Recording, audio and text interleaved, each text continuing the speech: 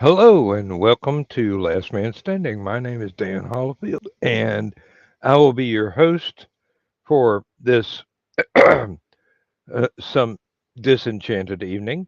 And tonight we have with us Chris and Stephanie, and we will hopefully entertain you. If not, bugger off. Um, Thank you, folks. I started pretty much on time, which was in the middle of the end credits of Stupid O'Clock. And High Flight is one of those things that I dearly love, but the countdown clock went off and I had to swap ships in midstream, which It'll is be all a whole right. lot, a whole lot easier than swapping horses, let me tell you. Um, and here we have, hopefully, an evening of entertainment, education, and comedy. It is loosely defined on the final term, uh, but you know, we do what we do when we do it. So you can either suffer or enjoy, as your predilection may be. So I know Chris has been working. I know Steph's been working. Otherwise, how has your day been? Um, Fairly productive, but some missteps and mishaps along the way, but nothing that couldn't be corrected. Just kind of aggravating and annoying more than irritating more than anything. Mm, I had a pretty good day, all things considered. It was busy. I had a friend come over, and when you have a husband who's a serious heart patient and a wife who is uh, fairly handicapped, the house can get stacked up and cluttered, and so and Daryl didn't really care for having somebody come in to clean, Mm-hmm. which I can made things understand. difficult. And so I had a friend who's been coming over on the weekends to help me declutter the house. And so we got quite a good bit done today, and I'm very very pleased. I now have an end table put together right over there. Yeah. Um, that I've got all of the stuff that I want to keep around my chair here when I'm writing or whatever.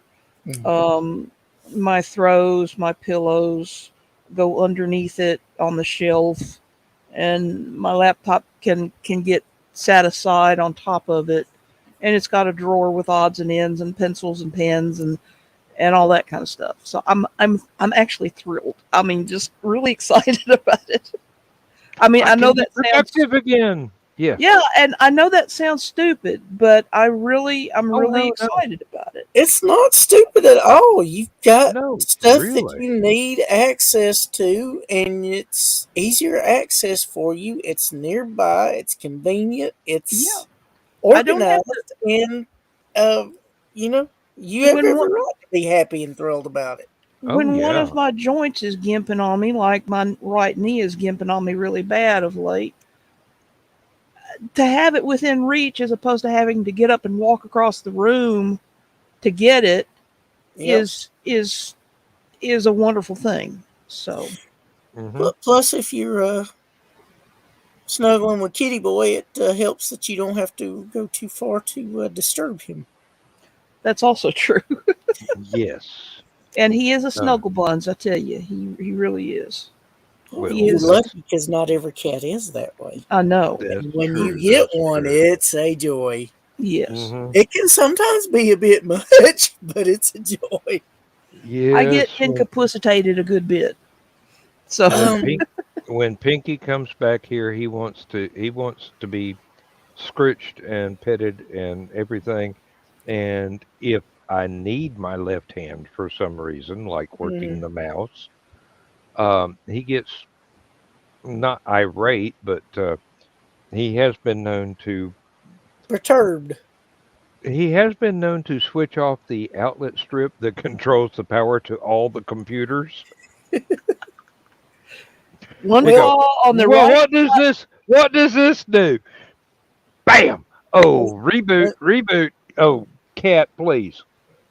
when they are in the mood for attention, they Hmm. can be rather insistent. Oh And yes, if you do not comply, they can make their demands rather obvious. yes they can. Hmm. And And that, Elrond, bless his little heart, he is so jealous of my phone and my laptop. mm, So Yes, that's one of because the they take reasons away why he your will attention walk. from him. Y'all have seen him walk between Mhm. me and the laptop. He's Yeah. like, hello, mama, here I is. mm-hmm. That may be nice, but I'm nicer. Uh-huh. Well, when I'm doing something on my phone, like Yeah. I will go through and maybe first thing in the morning before I've booted the laptop, I'm going through my email or whatever, and he'll reach out and he'll start tapping my hand. Put the phone down. Put the phone down. I'm here. So. Yeah. Mama, I'm awake. Pay attention. Mm-hmm. Mm-hmm. Exactly. Yep.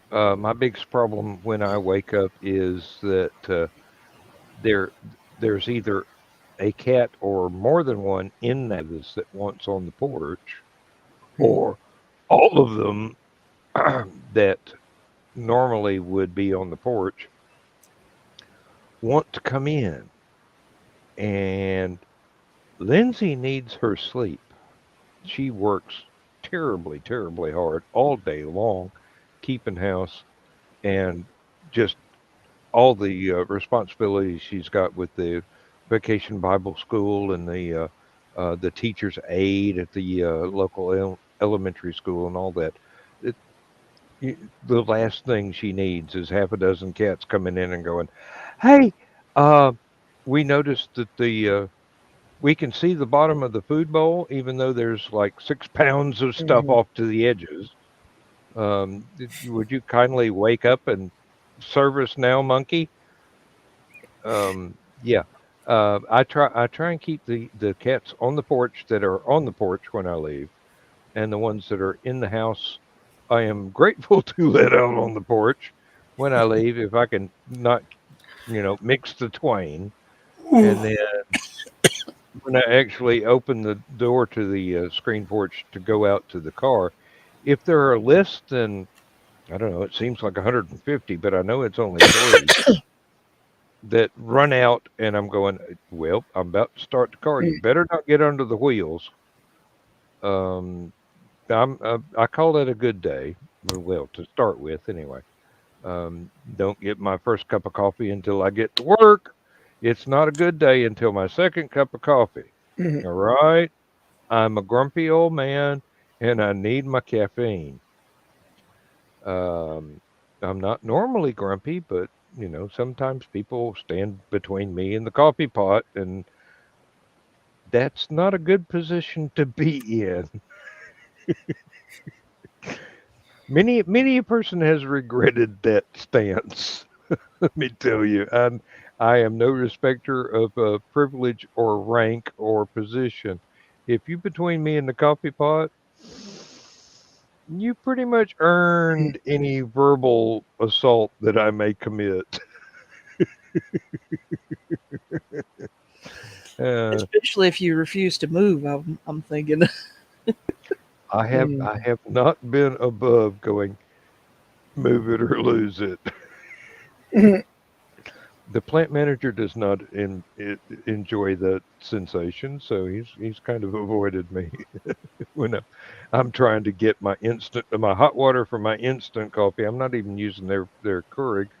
Uh, I've got my taster's choice little envelope, and I'm trying to figure out which end of it actually opens without getting my pocket knife out and doing surgery.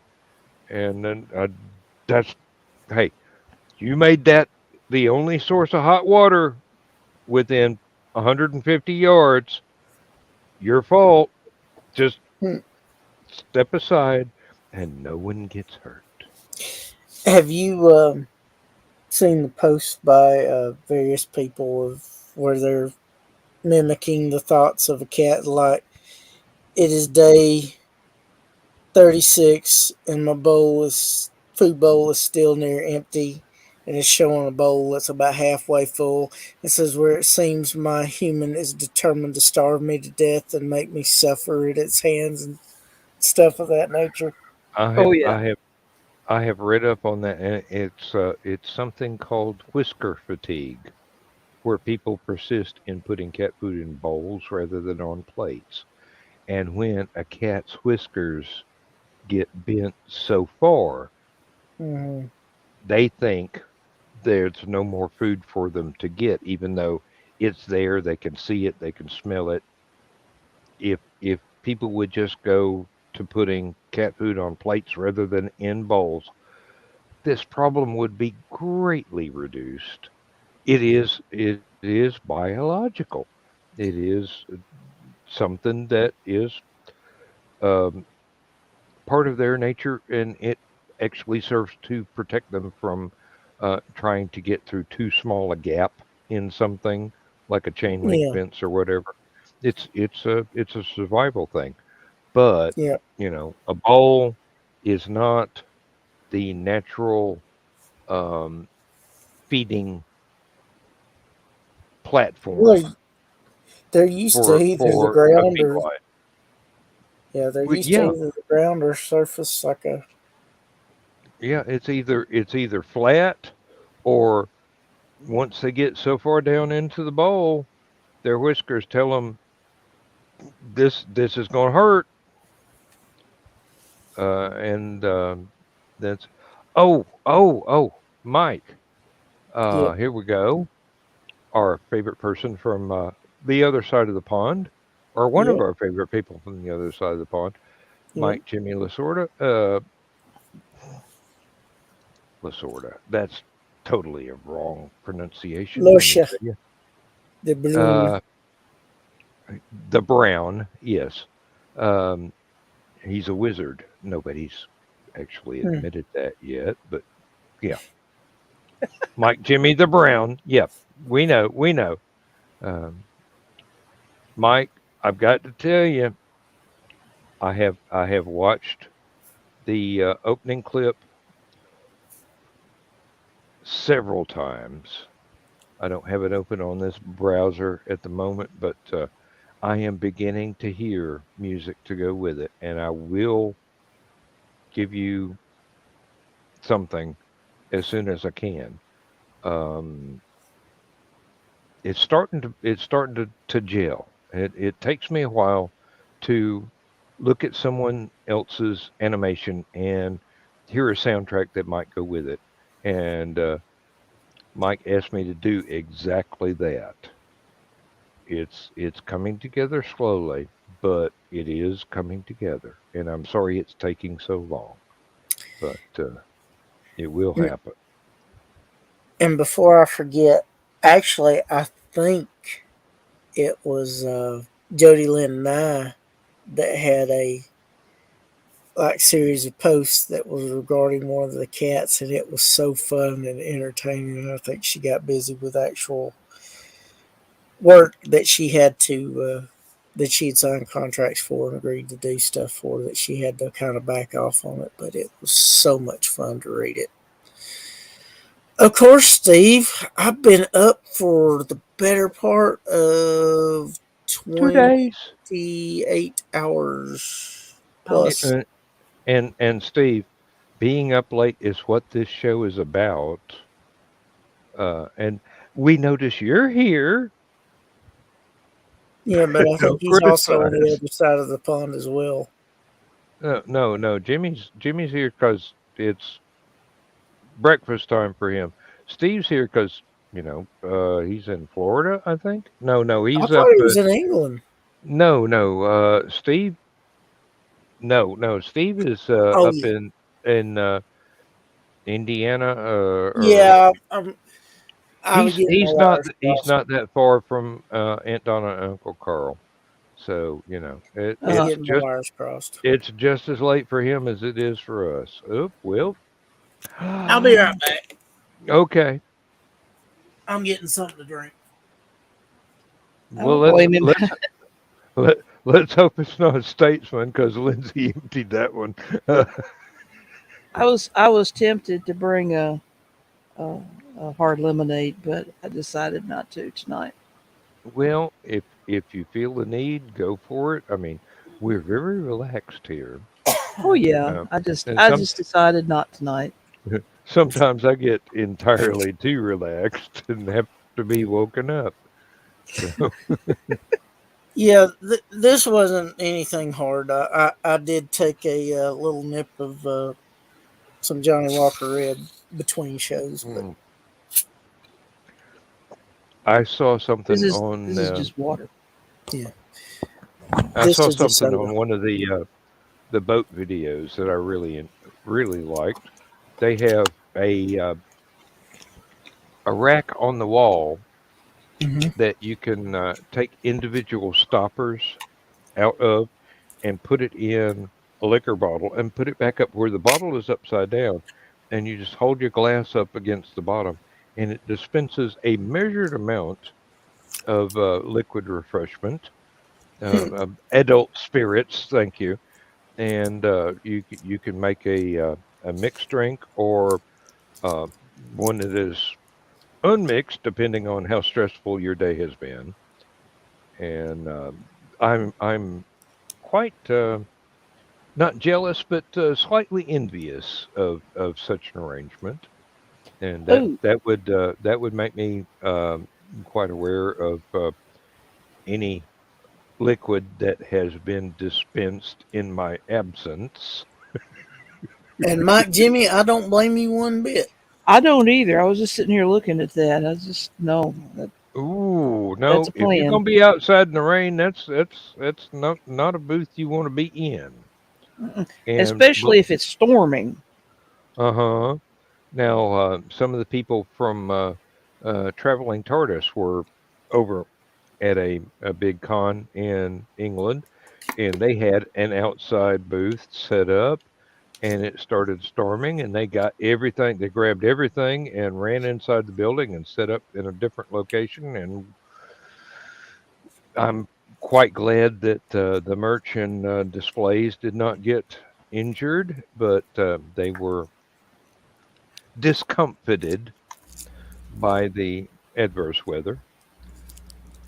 And one would think I had not been drinking beer all day. I actually said the hard words.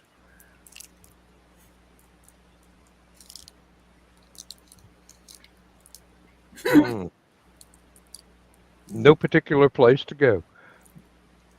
To That quote, was a nice song by Chuck Berry.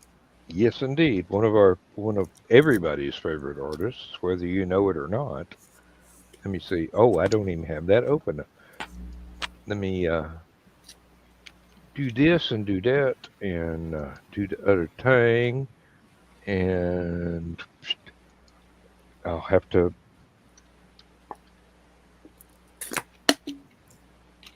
Oh, it would help if I would switch the keyboard to this computer.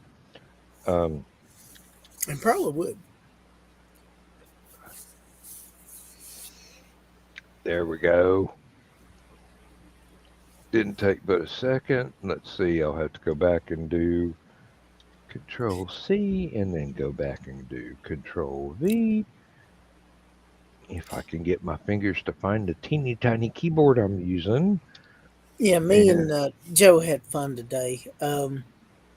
The back of Grillzilla now has a canopy. oh, Oh, right. That ought to come in handy Yeah, because, Halloween weekend has we generally have 1 day extraordinarily of rain, Joe. variable weather. Yeah. We You well, generally have at least 1 day of rain.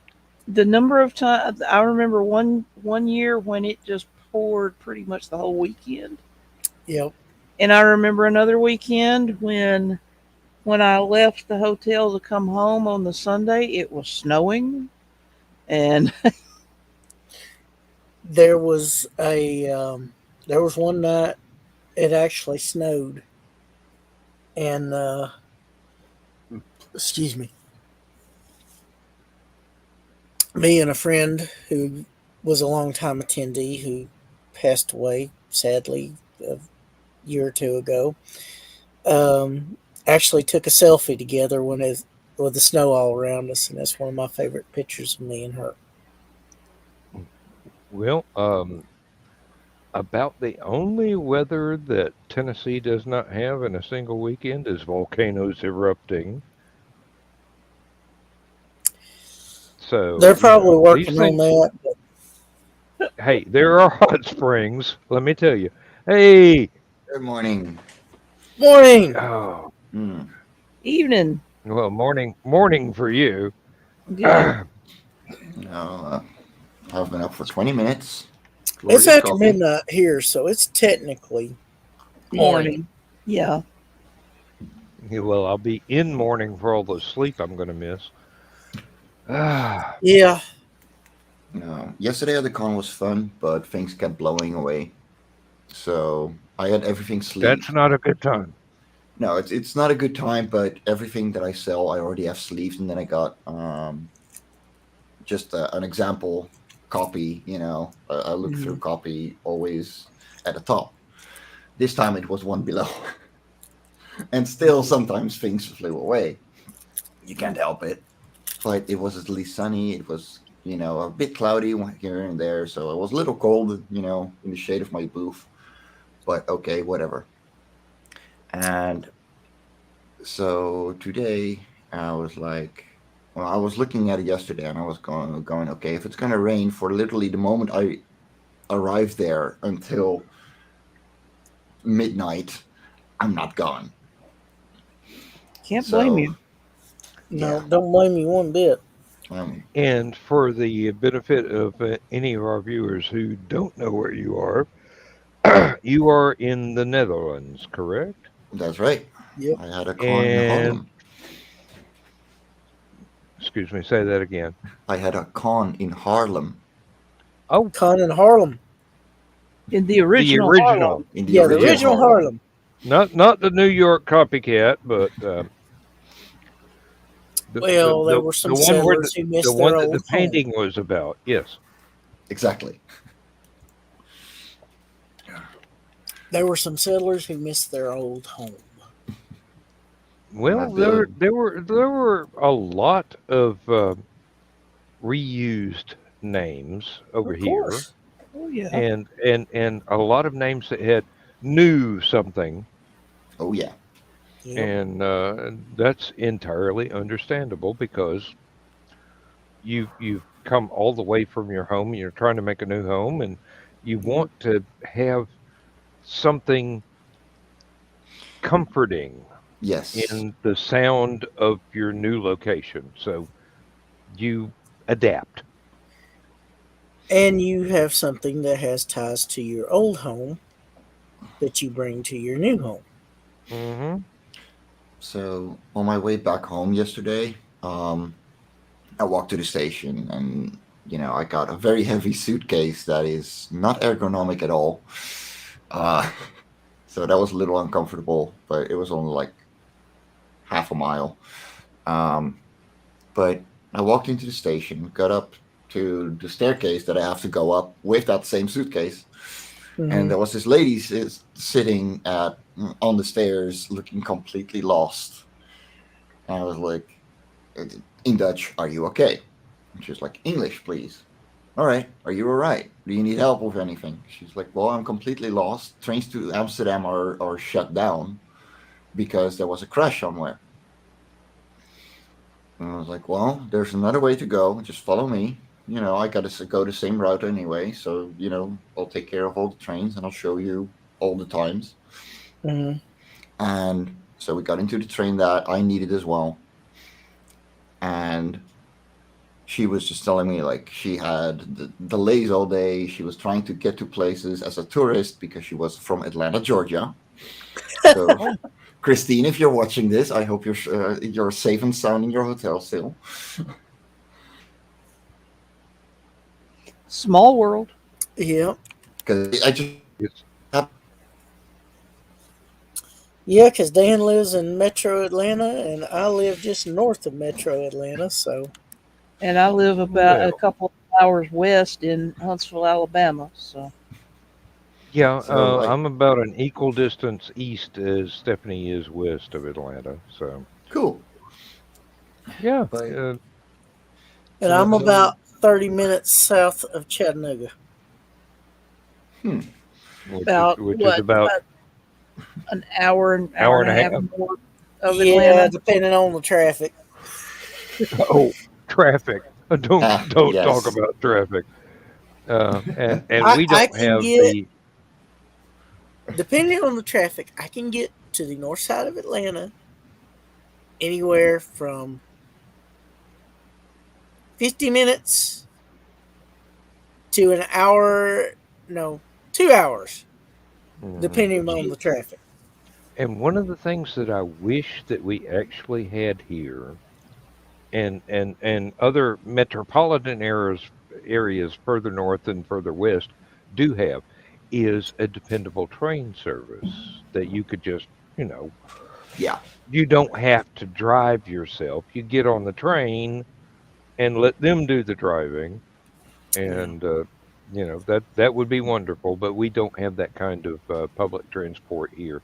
We Yeah, have limited stuff like there's been buses. plenty of studies done for high speed rail between Memphis to Atlanta, and then from Nashville to Atlanta down to Macon and possibly further. But all they are studies. I mean, they have to have the right of way. You have to be cognizant of the freight rails Mhm. and the cargo trains moving stuff. And to And do you high speed, also, you've got to lay new track because the freight tracks are not built for high speed. yes, and it's hard acquiring right of way, especially when you get into a congested area such as Atlanta. And not only that,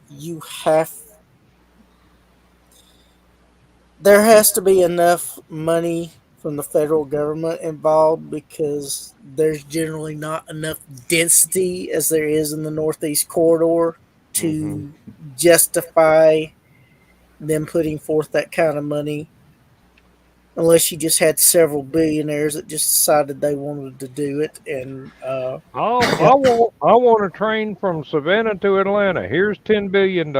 Mm-hmm. No, that doesn't ever happen in the U.S. no, No. But I It wasn't finished with could, my. but it doesn't. I yeah, wasn't completely finished with my Um, story because my internet hiccuped. So I can understand you started talking because I dropped out essentially. mm, So we got onto the train, and she was just telling me about all the bad shit that happened to her, delays, getting lost over and over. Um, and so I told her, like, I happen to have a copy of Love and Core 5 in my backpack. So I took it oh, out and I was like, you know what? I hope this alleviates your bad day a little. And she was like, no, you're already doing too much. She shoved €5 in my hand. Like, I don't know how much this covers, but I hope it's enough. And I'm like, it's plenty, you know. And 2 minutes later, she started reading it, and she was just giggling all the way through. At which point I was like, see, this is why comics are good. This is hmm yeah, why I do it. this is why we do what we do. yep. That exactly. just yeah, that made my day right there. Okay. And So it was a fairly good day after all. it no, it was a good day in the first place for me. But Yeah, for her, it finally got a little better at the end. yeah. Well, And when she gets home to Atlanta, she's going to be telling all of her friends because that's what us Southern folk are like. It's like, this guy handed me this book, and it's just so incredible. I've got to tell Oprah about this. But if she tells Oprah about that and Oprah listens and puts something on TV about it, Yeah, no, you're set, Mike Jimmy. yeah, no, I'm set for life. Don't expect it. yeah, really. But The I'll take reviews my would be my the degree of reviews would be funniness. enough right there. Oh yeah. Oh Lord. No, she was No, but talking about a great. I absolutely I love the animation. I've had to reload the page twice now to watch it over and over again.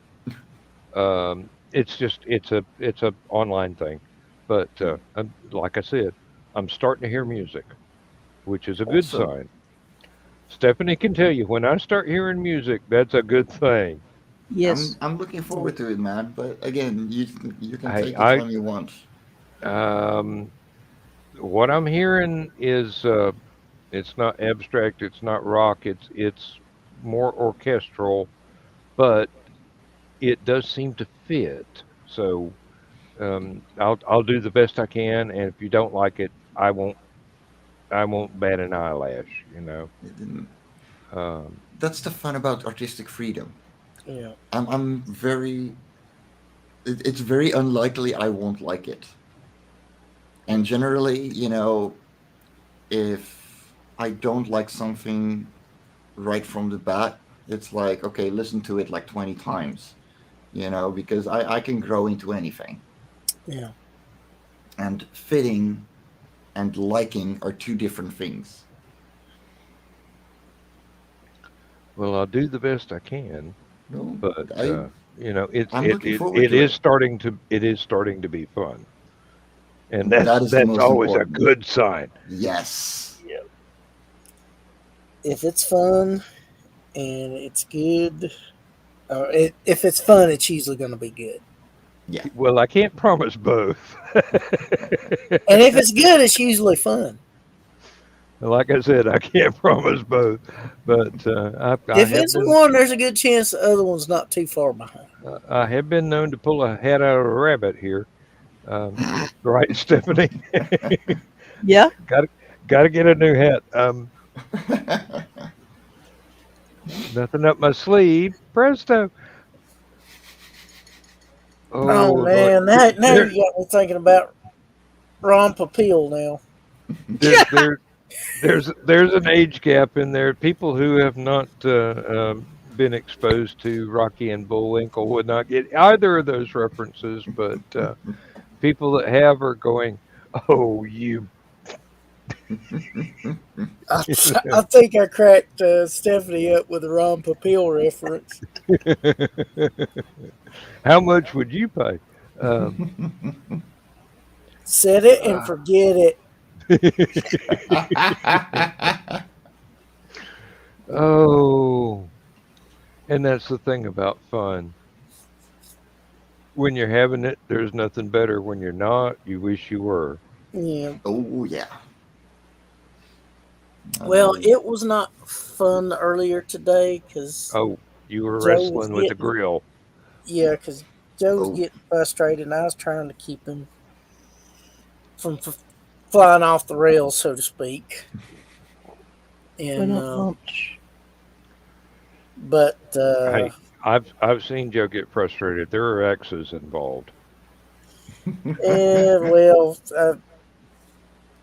and him and Greg were having some miscommunication, and I was trying to alleviate and navigate that somewhat. And Mm.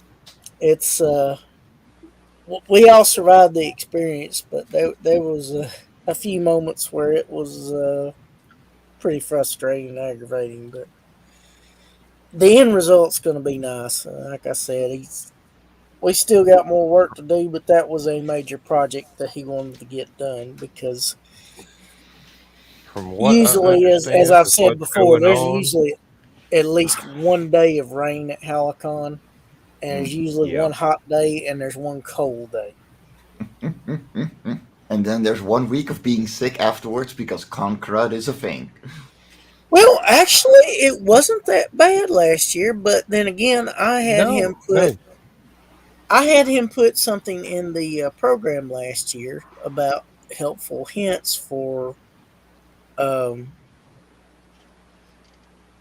having a healthy, successful con, and yeah, that. But also, B12. There you wash go. your hands, bathe at least once a day, Mm-hmm.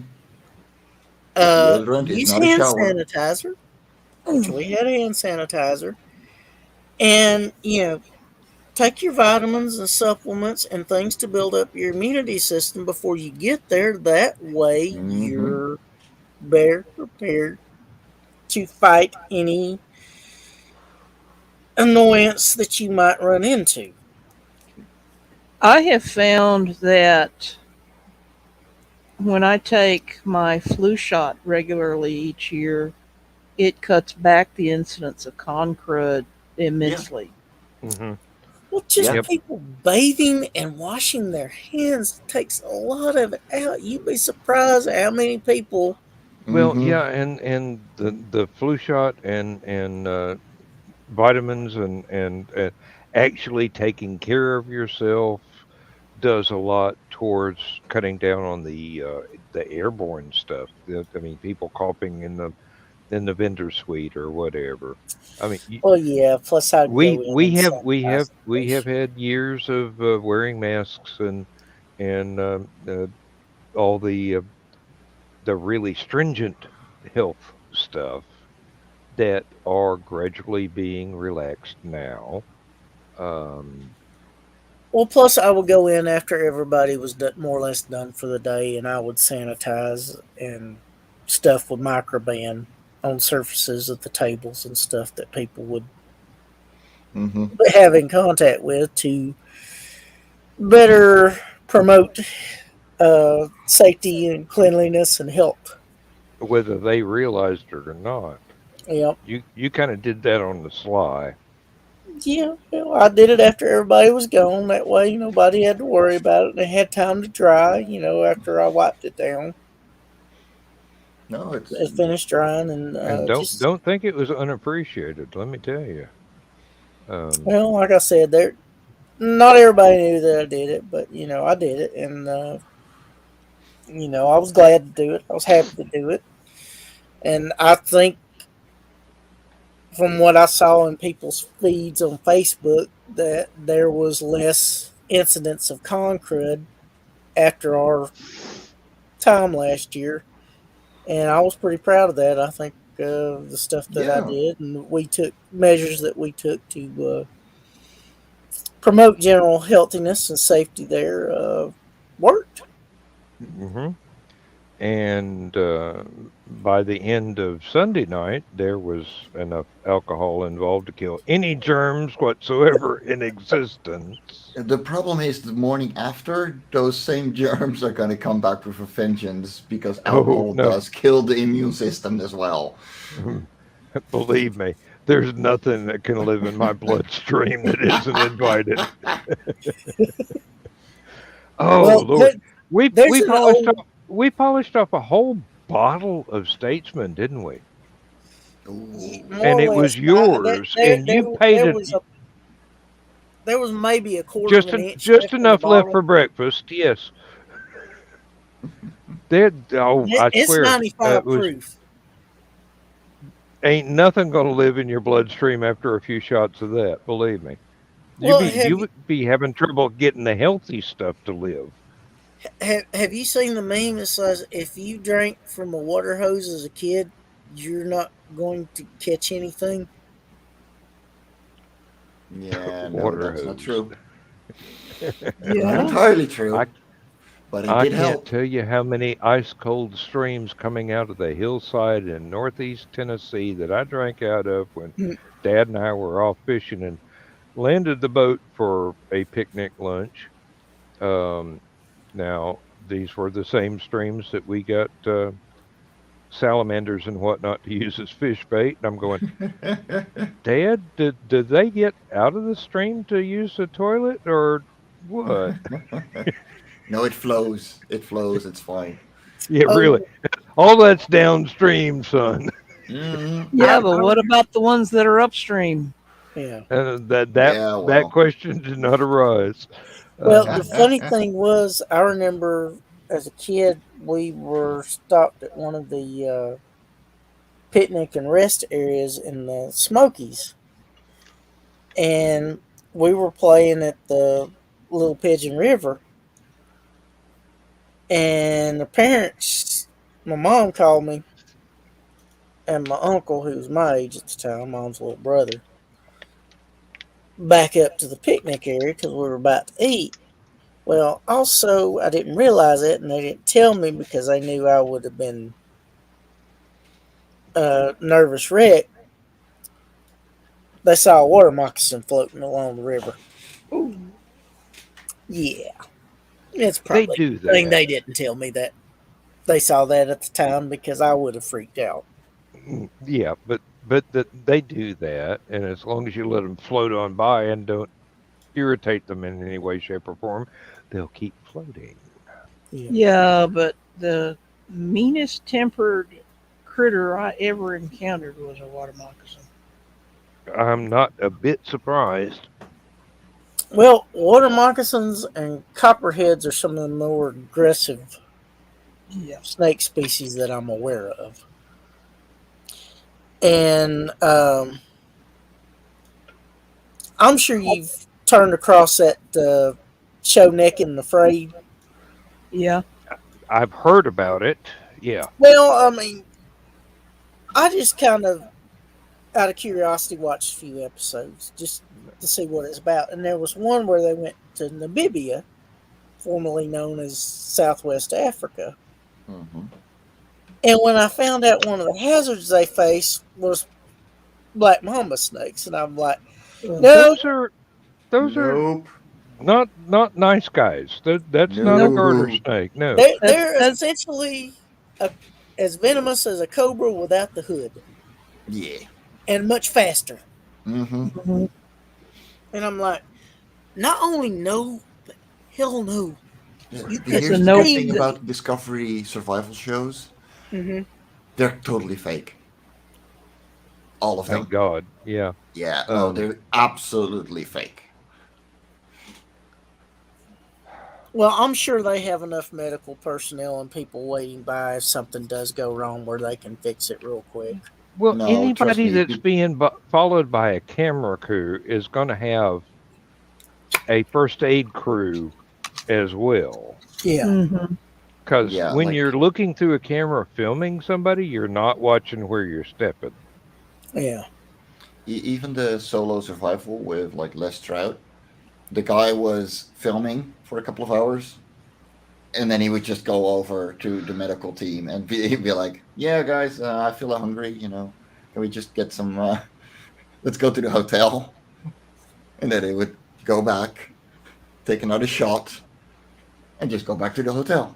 He didn't fucking sleep at anything anywhere.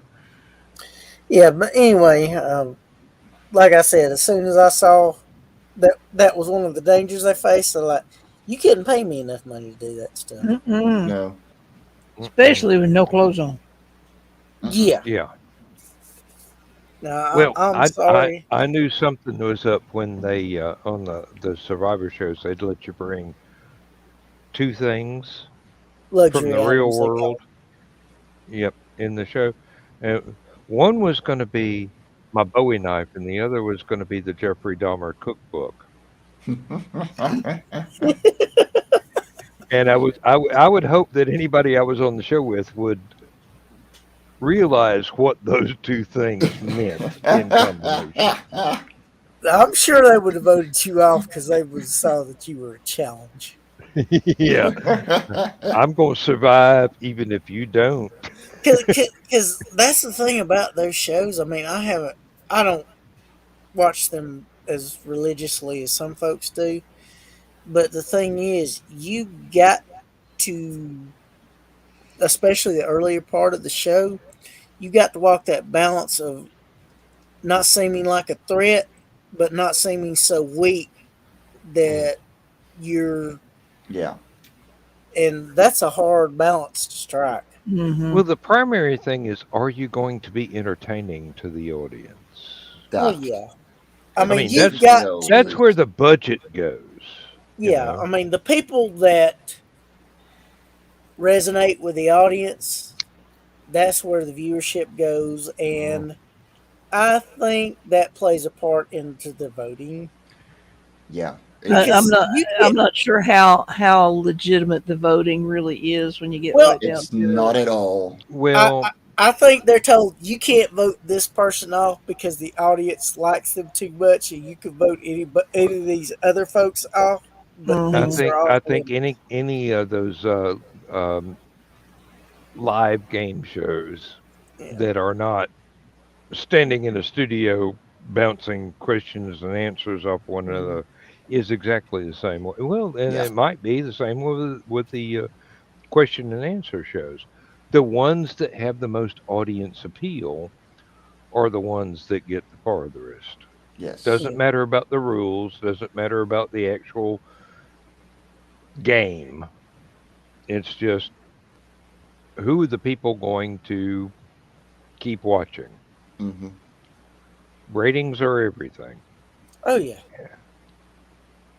Well, I mean, you saw that in the movie version of the Running Man. Oh yeah, yeah. I'll be back. Only in reruns. You know,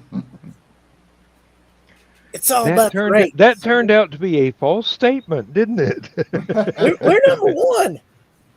When he's trying to get him to join the team, it's like we're number Mhm. one. He said, I can get you anything you want. Because, see, we got this thing called ratings.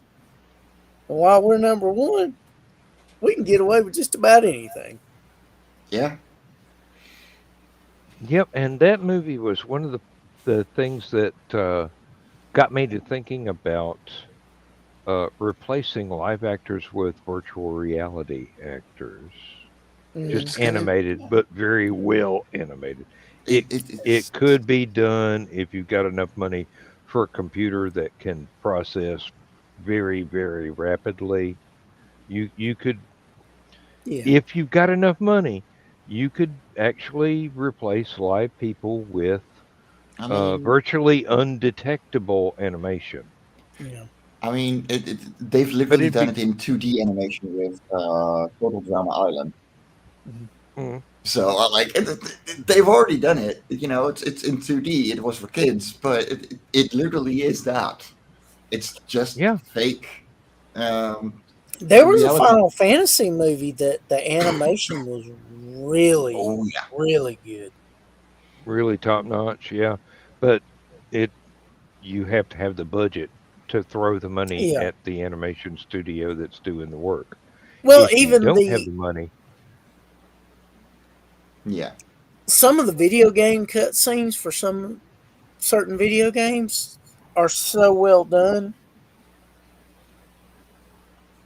I Well, mean, you the wish the gameplay was that good, but yeah. the cutscenes are And amazing.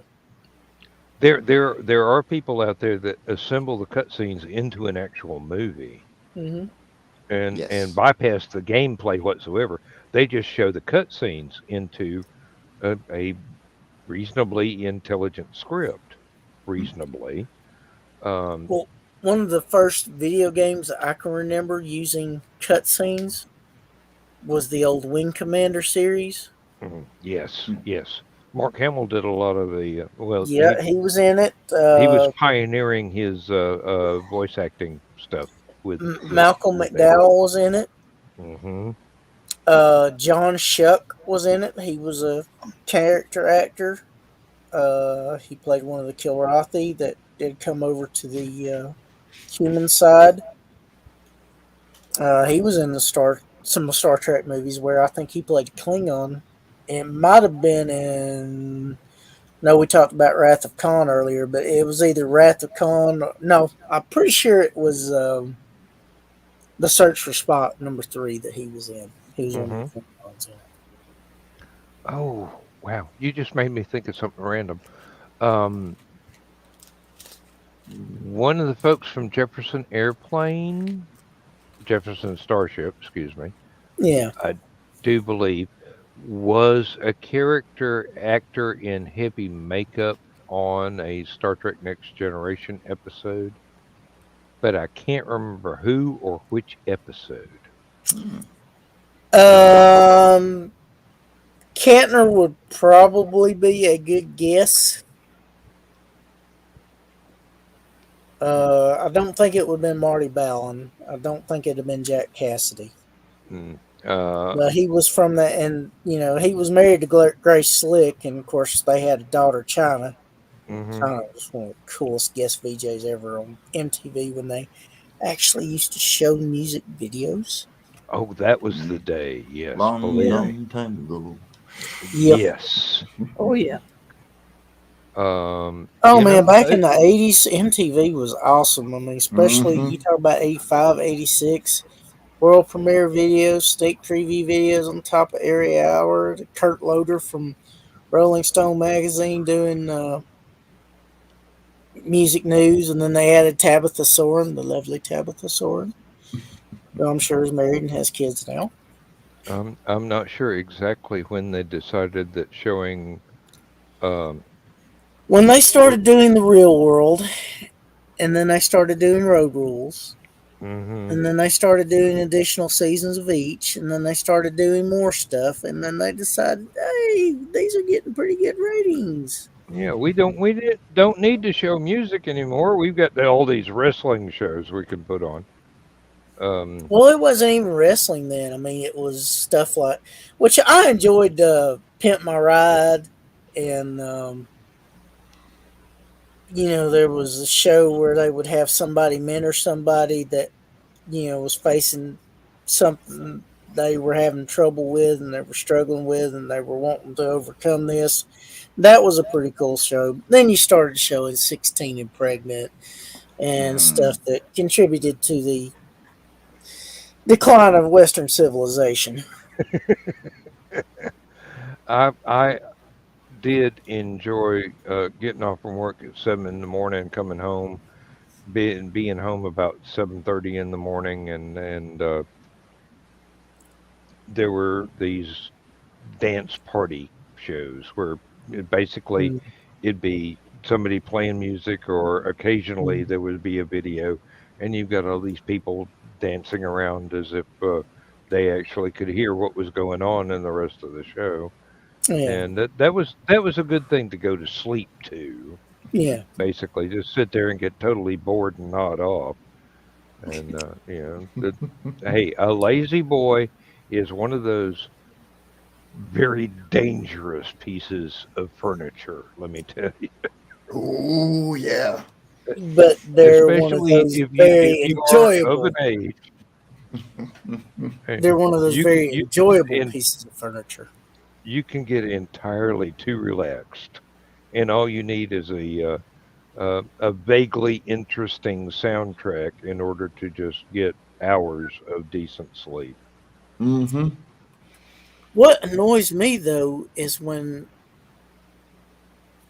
I'm home and I don't really feel like going to sleep, and I'll start reading something that I'm really interested in, and I'll fall asleep. But if it's something that I find boring or don't really enjoy doing, I can't seem to fall asleep to save my life.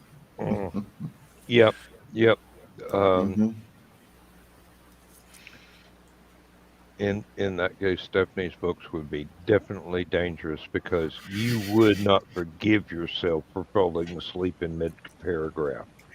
Well, and like I said, I hate it because I'm interested in it, but I guess because I get so relaxed and stuff like that, it's just enough where Hmm. my There senses are a start few. slowly shutting down because I'm tired and all of that, and it's like, You get go. you get comfortable, and then your body betrays you. Yeah. Mm-hmm.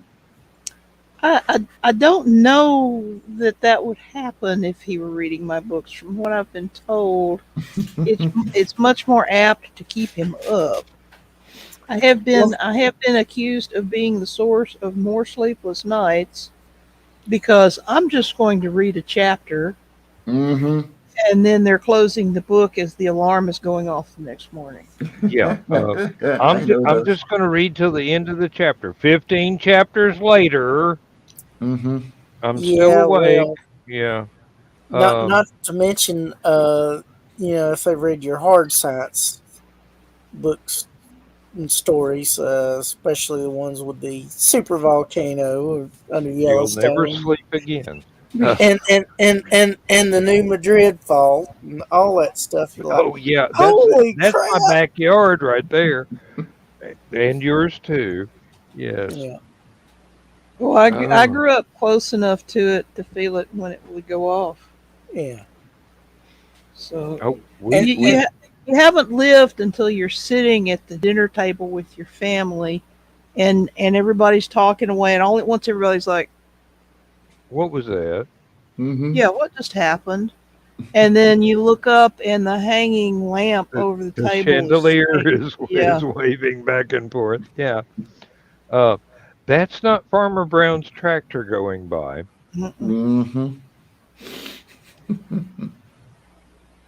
And sometimes it was more obvious than that. I remember when I was a kid, the thing went off with a pretty good earthquake, Mm. and it was a Saturday morning, and I was watching cartoons, and I was sitting in the big armchair, and I literally had to grab hold of the arm of the chair and lean across it and hang on to keep from getting thrown in the floor. We've had something within the last 10 years or so. I was at work, and Lindsay would text me and go, "What was that?" And it was like, whatever it was not a sonic boom, although that's pretty much the comforting thing that I said to her. But no, it was an actual earthquake, and she found out later that I was not being 100% uh, honest. But yeah, there have been times when the entire house would shake, and there would be noises, and it Yeah, was not construction sites nearby, there Mm-hmm. because there are no earthquakes have a construction sound. sites nearby. Yeah, um, Earthquakes have a sound. Yes. and it's not rumble, rumble, rumble. It at the time it's more like um, a nearby lightning strike without the ripping sheet sound preceding it. It depends on how close you are to the epicenter, also. Um, the further away from the epicenter you are, the more apt it is to be a rumble. But closer to to the epicenter, especially if you get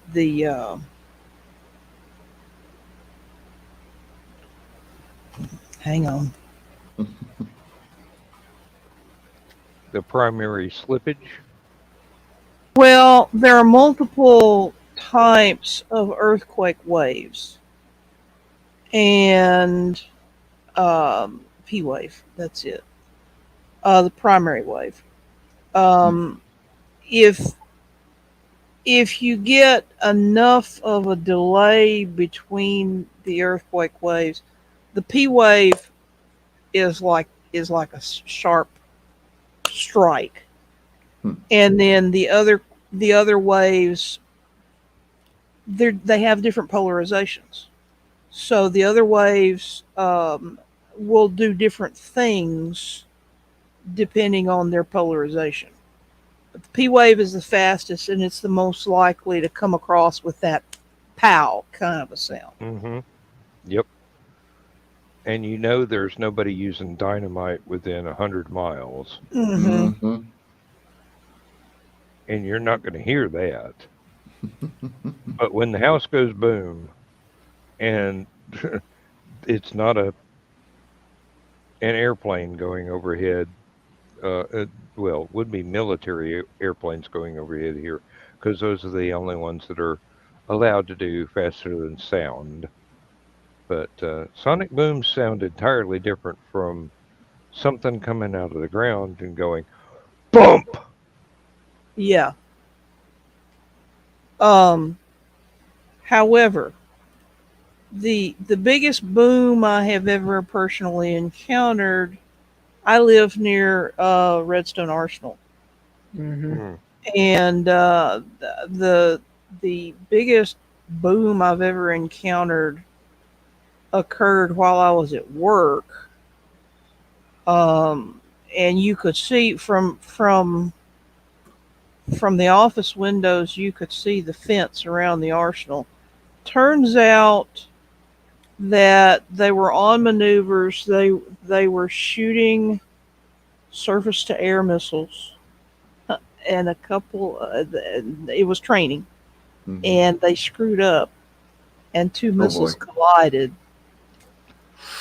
And I watched. Fortunately, I was on the other side of the room from the windows. Mm-hmm. I watched the windows bow in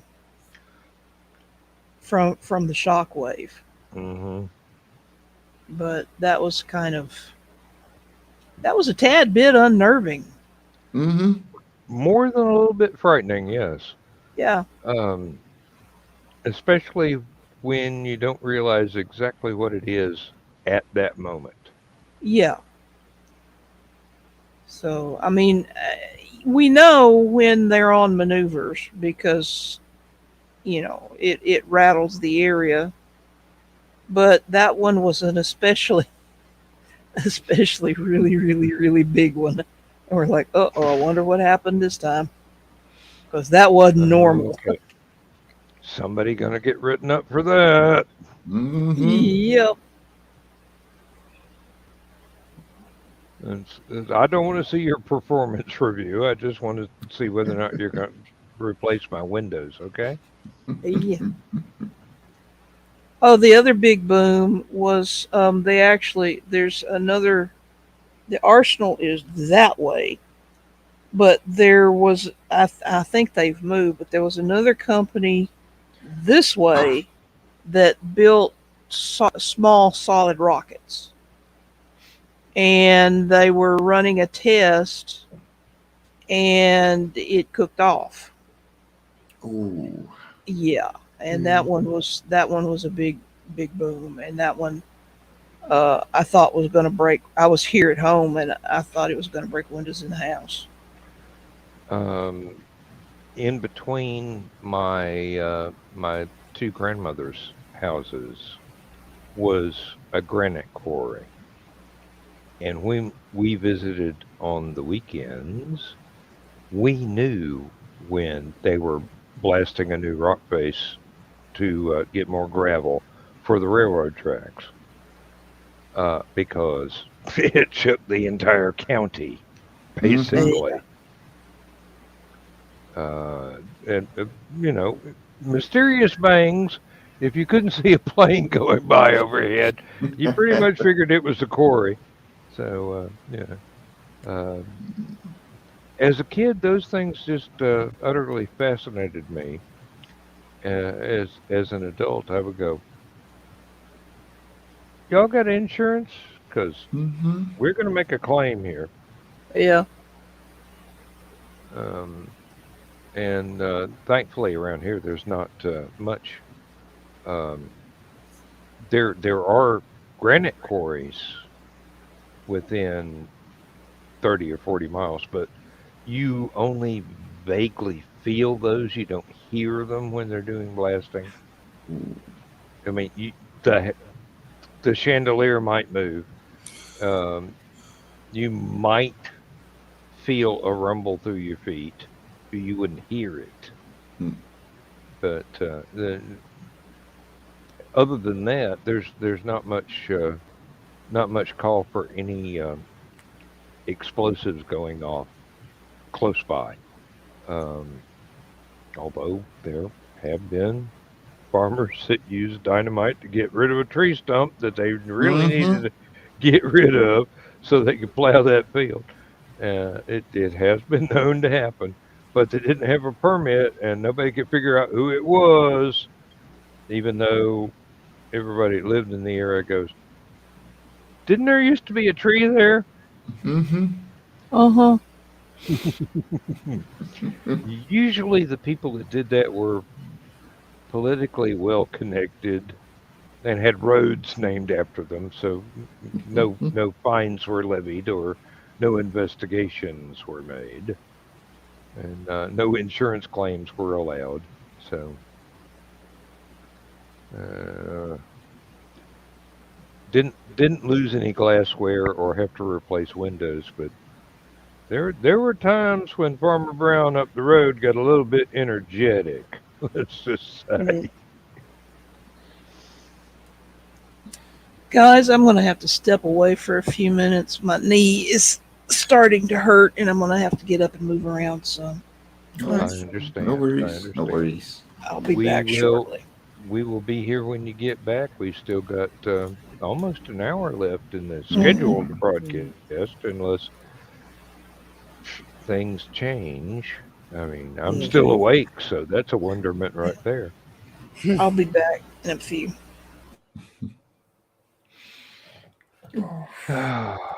Yep.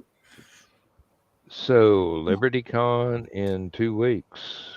Yep. Oh, Looking forward to it. Um, I'm looking forward to it. I'm not looking forward to the drive because, hey, it's 3 hours drive, and I am no longer a young man. So we're gonna have to make a few stops so I can take a walk every once in a while. Yeah. Otherwise, when I get there, I'm just going to check in the room, take a hot shower, and nap for half a day. Thankfully, we show up the day before the convention starts, but I really like to explore the hotel and find out where all the function rooms are and everything else. Yeah. And if I'm scheduled for a panel, what room that's going to be in and what time, so I know where to go. Because usually um, I'm I don't try and be fashionably late, but I have been known to go to the wrong room and be sitting on the wrong panel when I'm supposed to be whoops. 2 rooms over. I've learned to go and check to see Those things what's where. happen. Hey, yeah, it's one of those hazards of doing conventions. But doing your homework is a nice thing for somebody that's actually going to be part of the entertainment instead of just being an attendee. Oh yeah. So I like to know where I'm supposed to be when I'm supposed to be there. Um, I got in touch with my publisher a couple of weeks ago, Oh, and I'm going. You've got the reissue of my first book. Is that going to come out before the con? Because I can no longer order copies because the old publisher has stopped putting them out. hmm. Yeah. And the other two manuscripts that I submitted have not undergone the editing process yet. Hmm. So there's no way, shape, or form they're going to be ready in 2 weeks. But No. the other one is pretty much going. We're changing the cover and we're changing the publisher name and the ISBN, and that's it. Let's hit the button. But I'm not a publisher except electronically. I'm not a physical publisher, so I don't know the intricacies of how to actually get a book out there available for people to order. I mean, Yeah. that's what I do, but uh, it yeah, if you got the ISBN and the publisher has the PDF of the manuscript and the cover PDF for you, it's pretty easy. You can go to any in-demand, print-on-demand printer and just be like, "Hey, give me this." Well, I trust my publisher implicitly. He's never done me wrong before. Matter of fact, he has done more for me than uh, anybody else. My previous publisher, notwithstanding, because they did a great deal for me at the time. But the rights have reverted, and they Mm. are no longer in the publishing business. So I took the manuscript. I did some typo correction and Uh, changed a few things like being able to add the dedication that I always wanted that somehow or another didn't come out in the original copy. And other than that, it's the same book, it's just different publisher, Yeah. but it's an edited version. So um, it should be minor, but as I said, I'm not a physical publisher, so there may be stuff that is keeping it from Um, being one of those. Oh, here's the file. Click the button. Um, Usually is, as long as once the cover is done, once the book and the manuscript, the final draft has been turned into a PDF, it's not that hard. Just gotta have your page well, margins set correctly, and then you just literally send it to the print team, like, "Hey, give me this shit." That's it. Well, I mean, he's got lots of other stuff that he's been putting out since I sent him the base copy, the PD. Well, I don't know if I sent him a PDF. I think he likes to convert my manuscripts to PDF himself to make sure Of it's course, yeah, with their format. So their font, their font size, their page numbers, just their margins, whatnot.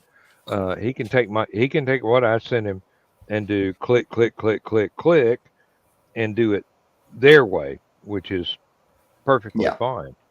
But I'm not the only one who has a manuscript in their inbox. So I just have to wait my turn. hmm, I'm not complaining in the least. I mean, they have bent over backwards to not only encourage me, but to write new stuff that goes along with what I've already got out. And they did my second book, and I'm going, oh, this is awesome. And they actually did it as an audio book, and nice. I went. I actually auditioned the narrator for the audiobook. I mean, they did the previous. They said, "Listen to this guy. Listen to this guy. Tell me which one you like better." And I go, "Oh, this guy nailed it." And because I write science fiction, I sent the narrator a pronunciation guide for all the alien names and stuff. And believe me, I can't sit and read this, but he did, and he got it Nice. right. I am impressed. He got it right. I mean, I wrote it and I can't say it. So polysyllabic alien names and words are it's Yep, easy for me to make up, but with my accent, it's hard to say some of it. But I sat down and I recorded. This is the way it sounds in my head. Do the best you can, and he nailed every single instance. that is awesome. Speaking of voice actors, I'm gonna see if Daphne Leitch is interested as well. But so far, I got Nick Tucker and Daphne Leitch for the characters. That's So, wonderful. That's yep. wonderful. Nick uh, has a marvelous voice. I don't know Daphne. Daphne does the Tall Tales series. She draws those with JD Calderon. Mm. Uh, let me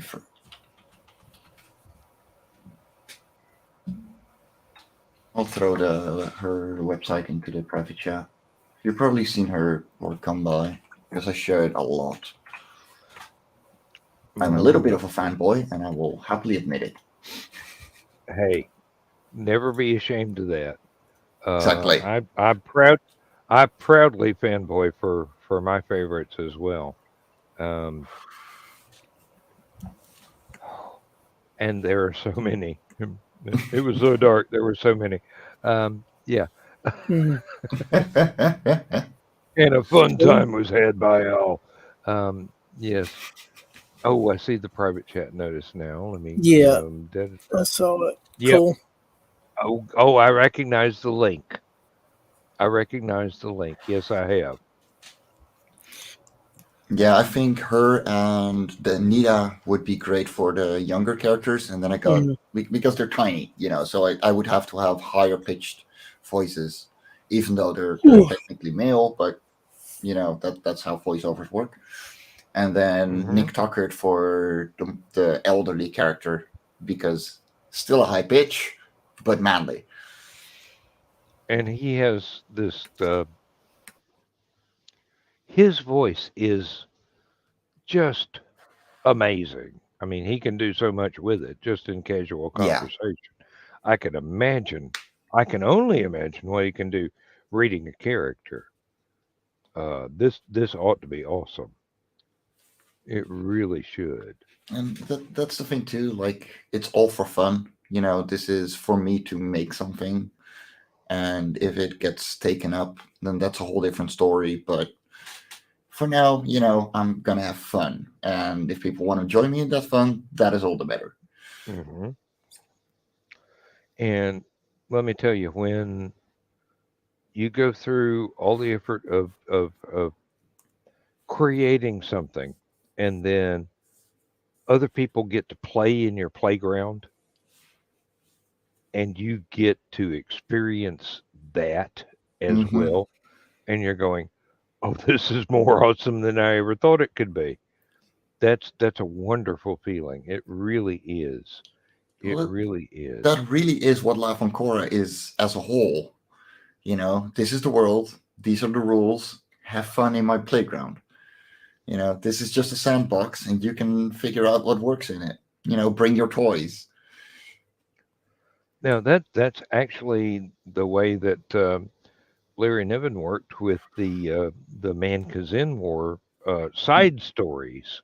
I mean, he talked about the different wars that happened, and then he turned that into uh, a playground for other writers to come in and tell their stories. And there's only been one in 11 books, maybe more than that now, that was not. It was a great story, but it kind of didn't fit the playground Hmm. that well, but people could overlook it because it was such a great story, which is why he allowed it because he's got final say. I Yeah. mean, it's his playground. If you don't play nice or if you tear up the swing set, he's going to be going, I'm not going to allow that. But Yeah. he allowed this, and it it wound up. This particular story might not be canon, but it's a great story, so I'm going to allow it to Yeah. happen. Um, there are instances when I have been asked to play in somebody else's playground, somebody else's universe, and it either goes really, really well, or I just don't get it, and I can't do the the quality of work that is necessary. Yeah. And uh, I love the times when I do get it and it works. I really hate the times when I don't get it, but I keep trying. And these things happen. These things happen. Not Yeah. everybody can write in somebody else's shared universe. There are times when it just doesn't click, and it And doesn't mean sometimes, that the work you did yeah, it Yeah. and it doesn't mean sometimes the it's just work you not a did good. is invalid. Go ahead, Go Stephanie. ahead. Just sometimes you can write in one universe, but not write in another universe. Yeah. Just depends. Yes, exactly, exactly. But and when it doesn't work, you pretty much have to go, okay, this is not my forte. this playground is not for me, and I wish it was, but it wasn't. So step back and let people that are more well, fitting is the right word, fit into the playground better. Yeah. Go ahead and take it over. For some people there might be ego involved, but not for me. If if uh, if I can't play in that playground, I'm not going to demand that my version is No. acceptable. I'm just going to go, hey, it was fun, did the best I could, but it I'm not a good fit. Yeah. You know, um, And there it there have happens been that way. times. There's some stuff you just take to and do better with than others. Yeah. Well, and there are times when I had to walk away, and there are times when I have been told this isn't working, and Yeah. I take it with as much grace as I can possibly muster, and I go, well, thanks for letting me try.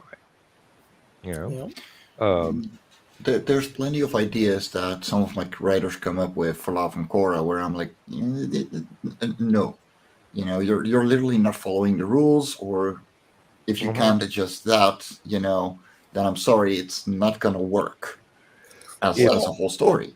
when you're the creator, you are the caretaker of the continuity. Yeah. And if people violate your continuity, you've got to step in and say, that's not the way this works. well, you've And got. I mean, if you create whatever world project, whatever your creation is, don't you normally have a Bible with guidelines and rules and Mm-hmm. structures and stuff that's inviolate and stuff? They're like, okay, unless it's dealing with this and stuff like that, you got some wiggle room to play with. Let's see what you can do. Yeah. yeah, and that's really, really helpful. It is.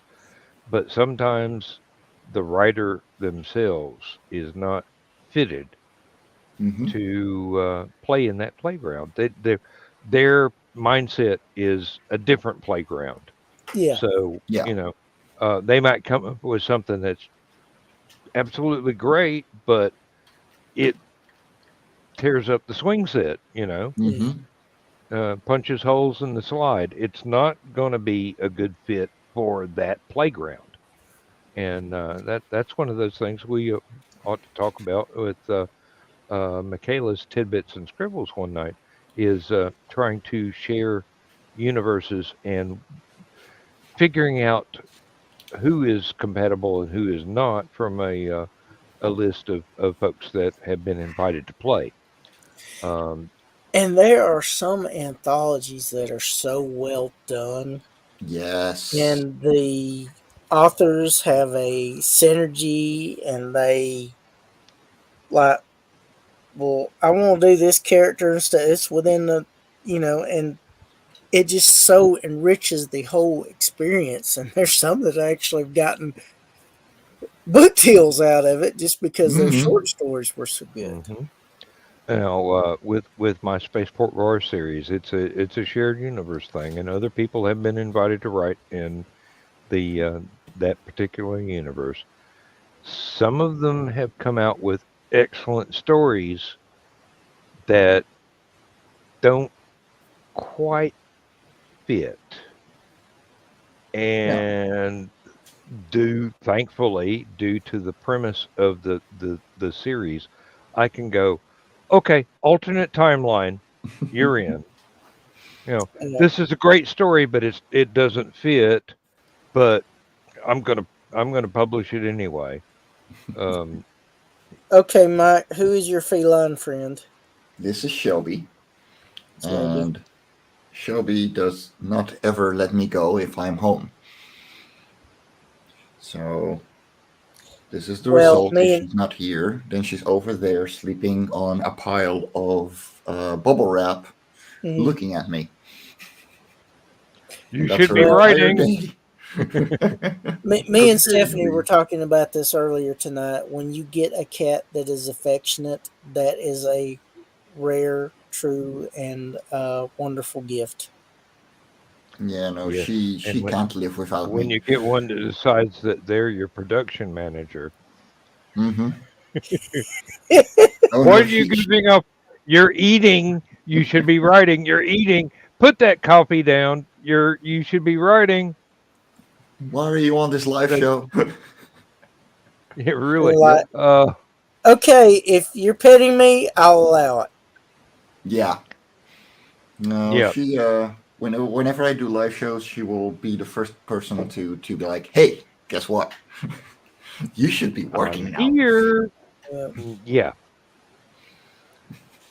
You're goofing off. Come on. Back to work. She's like, you should be working, but I can be bribed. Mm-hmm. Yeah, really. If you're not petting me, you should be working. You know, especially on I ha- draw streams, you will have you will have my webcam pointing at my drawing desk, and Mhm. then once in a while you'll just see a paw appear and smudge on the inking, and be like, Mhm. "Right, I was actually happy about that line, but I guess we can do it over." It, yeah, she's a cat, and I'm so happy I have her. Yes, I do. What are you Yep. looking at? Because cats are going to cat. Yep. Mm-hmm. It yep. doesn't matter what you want them to do. They will sometimes do what you want them to, but only if it If it suits fits their their wishes. mold. If it benefits them in the long run, yeah. Or they just decide they want to do it just to make you happy this once. Mm-hmm. And then again, sometimes they will interfere, and you think it's horrible, and then you go, "Wait a minute, that's actually I need to do that over again because I've got a better idea now." Yeah. Hmm. That's when you have to They, dedicate the work to the cat. How well, many medieval manuscripts have paw prints on them? Several. yeah, It but even goes back to cuneiform. Sometimes a cat walks across the wet clay, and you go, "I'm not doing that over. It's just going to be one of those things. Somebody's going to have to learn how to speak cat because I'm done with this." yeah, it's also, well, we worship cats, they'll understand. Yeah.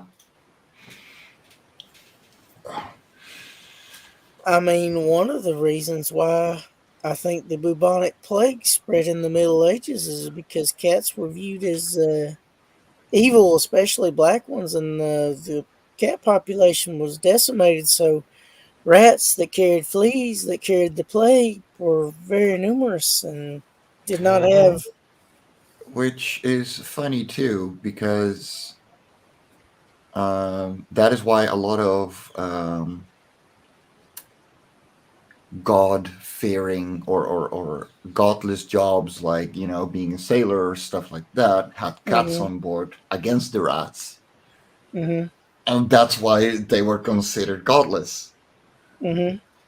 Like, makes no sense. No Yeah. civilization can long prosper if they don't allow for cats and dogs and Yeah. parrots and cockatoos and whatever else people adopt as pets. Once you get to the level of sentience that allows you to appreciate another life form that is not your own, then banning same is Yeah. disastrous. Yes.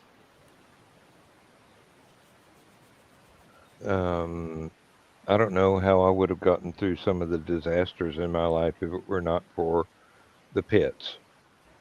You know, Yeah. Well, and there have they can been, sense when you're going through something, and they do what they can to help alleviate it. Oh yeah. Yeah. I would when not be doing as well as I am without exactly. Elrond. But he wouldn't be doing Yeah. as well as he is without you either. Y'all Probably. need It's each a, other. Yeah. it's a symbiotic relationship. Yes. Yeah. Yeah. Um, And most there, people there, don't understand cats are better judges of characters than dogs are. Yeah. Because a dog, if you feed it, that thing will stay with you just dang near starving.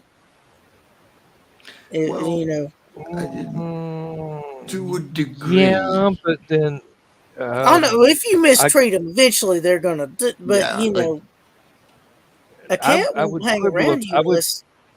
I would quibble about that if you have a dog, if you have a cat and you treat them well, and somebody else comes in Mhm. that they sense is not going to treat them well, hmm you should pay attention. And You they can really also should. sense when somebody doesn't have your best intentions at heart, yes. Mm-hmm. especially cats, because cats will not hang around people that they can tell people don't like them, I mean, and they Shelby will was. Go ahead. and they will avoid that person. Yeah.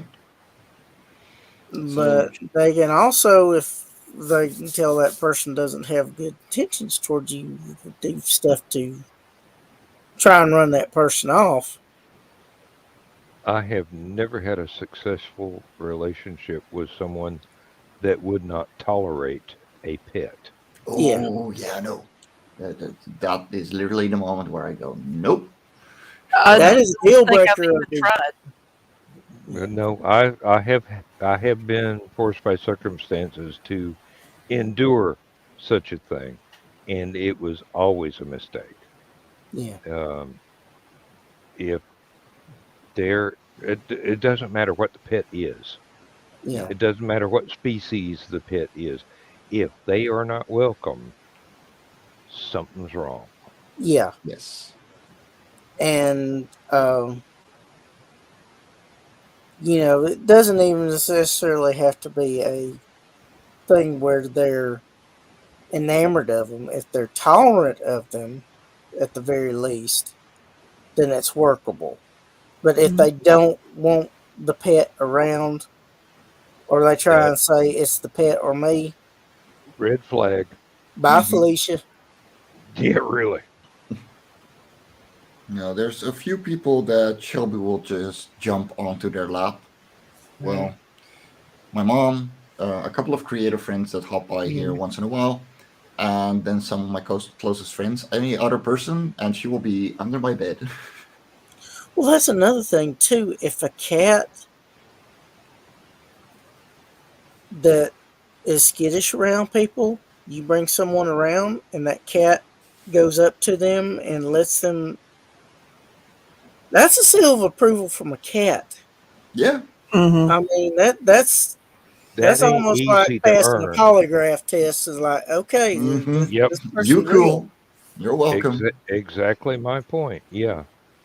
I Um, had a friend come over here one time, and uh, he sat down in one of the armchairs, and my cat at the time was investigating him, and apparently decided that he was okay because she jumped up in his lap for a few minutes. Mm-hmm. But she was not particularly a lap cat. Yeah. So she jumped down again and went on about her business, and he and I were sitting talking. And all at once he came up out of that chair. Whoa, what was that? And he turns around and he looks at the chair. Our den furniture is the kind that has the heavy wooden framework with the hmm cushions in it. Mm-hmm. And here was this mhm. cat paw sticking out between the cushions, poking him in the butt. oh dear. Yeah, Well, so it's funny. A mutual friend of mine, and a long term friend had this cat. It's like, oh, nobody. That cat won't have nothing to do with nobody. And I went over to visit and talk with her one time, and the cat just came over me, and we just started having a great time. I was petting it, stroking it, and it was eating it up and stuff like that. I can't believe he did that. He don't normally do that. Yeah, well, that They know cat shows that people. They know cat people. they know cat Hmm. people. They know good intent. They know Yeah. when you let them take your own space, and if you respect theirs, they will respect yours, Yeah. and then they will try and intertwine. Oh, I had a guy that I used to work with. He was trying to raise a Doberman to be mean. Hmm. Mm, And he was one of those folks. I'm gonna have this dog where eat up anybody that comes near. mm-hmm. And I walked over to the car and started petting the dog, and the dog was just eating it up. And he got rid of the dog within 2 weeks because the dog recognized that somebody was being nice Yeah. Yep. and was not being belligerent towards anybody that Yeah. walked near.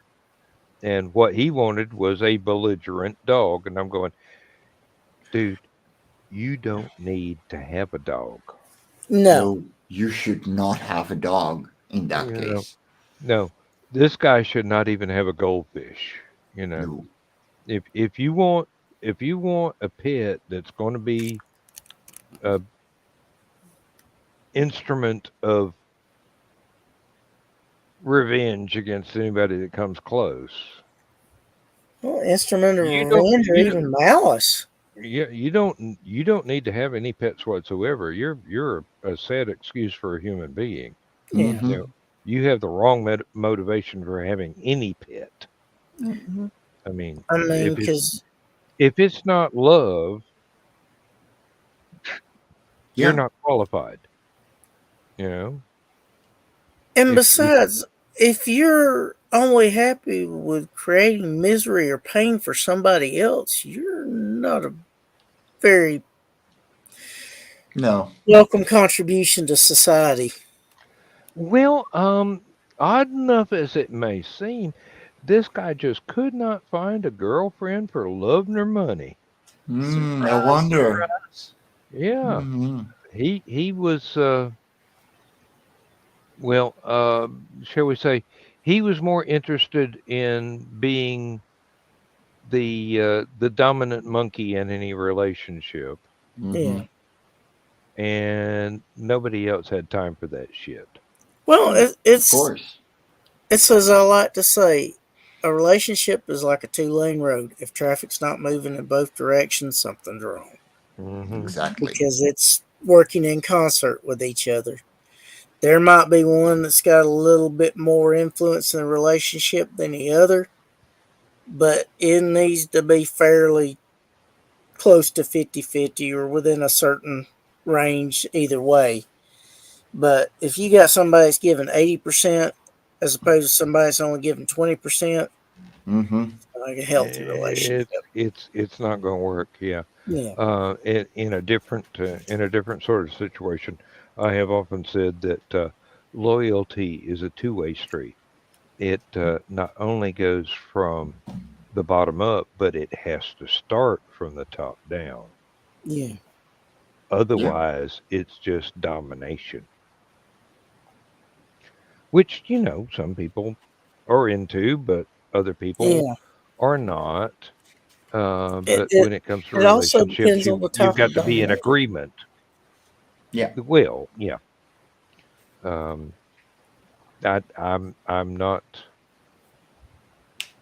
intimately familiar with that kind of relationship, but I have been exposed to a time or two, and for them it worked. For me, it wouldn't. And Yeah. you know, you fish on your side of the creek, I'll fish on my side of the creek, and we'll Yeah. try not to get our lines tangled up in the middle. Okay, Well, I and mean, that seems to work. Yeah. if you're in a dominant, submissive, heavy relationship, there needs to be a lot of trust in there too. It's Hmm. not just that. If it is, then well, good luck It's not lasting healthy. for 2 years. You know, but it's going to be hell for either of the people, and Yeah. usually the sub. And But there's usually a lot of trust involved between a healthy relationship of that type. Exactly, Because if exactly. there's not, then it's not going to last. It's going to be destructive and it's It's going to fall it's apart. going to be temporary. Yeah. yes. Um, yep.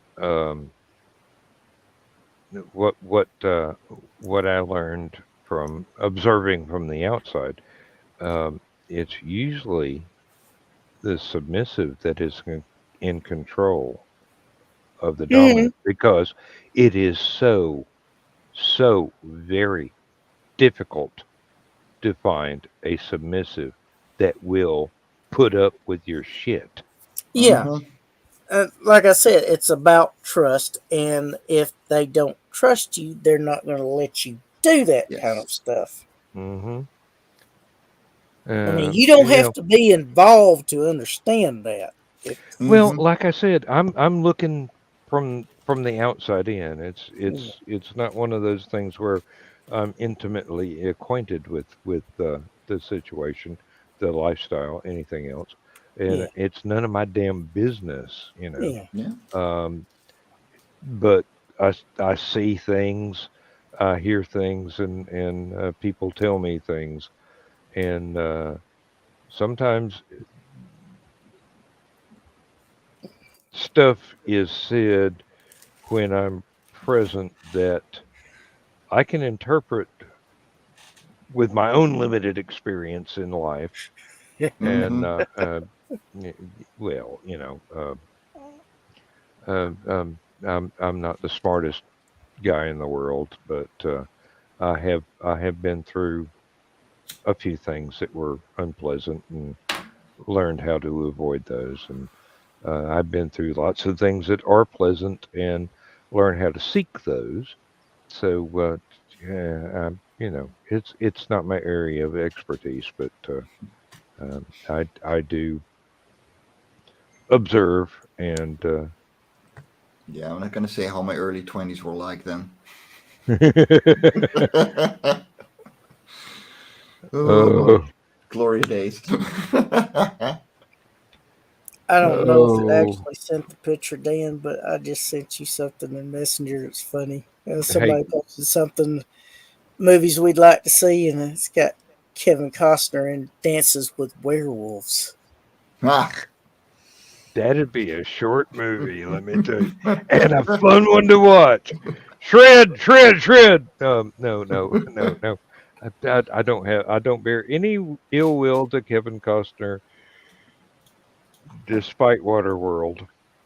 Um, Well, Actually, I enjoyed watching that movie once, um, but once was enough. There's plenty of movies like that. Well, there were some good plot points. There were some good concepts. I don't think that they were sufficiently explored. It could have been a whole lot better, but it was. I hate to call it a vanity project, but you know, could have been. I don't know. I don't know the circumstances. Um, but you know, it was okay. It was not classic. Yeah. You know, I like the stuff that gets me involved and gets me caring not only about the heroes, but um, the sidekicks and the incidental characters and the villain. Yeah. You know, the stuff that I really get involved with is oh, I hate this guy, or oh, he's meh. You know, Yeah. why was anybody afraid of this guy? Um, I'm not the be all and end all of critiquing or whatever. I like what I like. What I don't yeah. like, I don't rewatch, reread, refrequent. Um, Mhm. there's a reason why some of my vinyl albums are worn thin enough to read grooves through, read a newspaper through if you're putting it on top. But there's a reason why some of my paperback books have tape holding the covers on and the Yep. pages. There's a reason why my first copy of Dune is in a Ziploc baggie because the pages are falling out. You know, uh, that Yeah. that's my favorite short story. It's 800 pages long, and you can read it in one sitting, but it has to be a really long sitting. I got plenty of those. Oh yeah. Oh, I once handed Larry Niven a copy of Ringworld that I had to tape the cover on, and he goes, You've read this a few times, haven't you?" I'm going, "Yeah, well, please, if a page falls out, let me put it back in the right order." And handed Jerry Purnell a copy of Moat and God's Eye, and he goes, "Oh, there's a typo in here I have to correct." And I go, "I did that." And he turned to the page and he looked and he goes, "Yeah, you did. Okay, I'm going to initial it so it's official." That is awesome. That sounds Hey, like Jerry. yeah, Yeah. yeah. Um, Oh man, I was so lucky. I got to see him shortly before he died. oh yeah, yeah. Miss him so Well, much. have I ever told you about his reaction to my nom de guerre, as it were? I don't The think I've heard Interstellar that. Woman of Mystery. Okay. I worked with Jerry on some stuff in Sigma, which is a think Hmm. tank comprised of science fiction authors, Mm-hmm. all with some sort of technical background. And Jerry and Arlen Andrews and Tom Ligon and I all got sent to a nanotechnology conference on request, um, to help provide some inspiration, etc. And so Jerry and I had been carrying on an email correspondence for quite some time, of some intensity on various and sundry subjects. And so he had gotten there the day before I arrived. So when I went to the front desk to check in, he happened to be down there requesting something or other, extra pillows or I don't know what. Um, and so, he was like, "Hey there," and we hugged and everything. And he says, "Hang on a minute." And he whips out his smartphone and he takes a picture of me. And then he starts texting. And I'm like, "What was that all about?" He says, "Roberta just wanted to know what an interstellar woman of mystery looks like." Wow.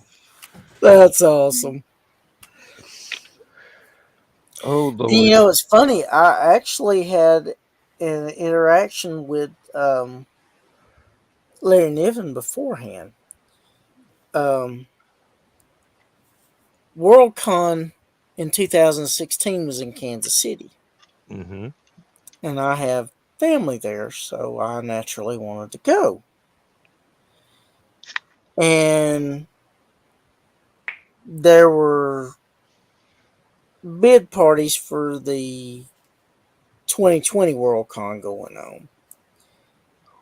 And he was outside one of the booth display areas for one of the things. And I said, "Oh, hello, Mr. Niven. You mind if I take your picture?" And he just seemed delighted that um, somebody that looked younger actually knew who he was. And it was, because he was used to the older science fiction fans and readers knowing about him.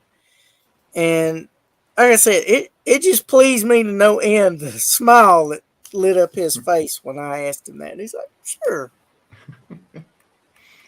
Well, I mean, they were reaching a point, and this was something that I talked over with Jerry a couple times.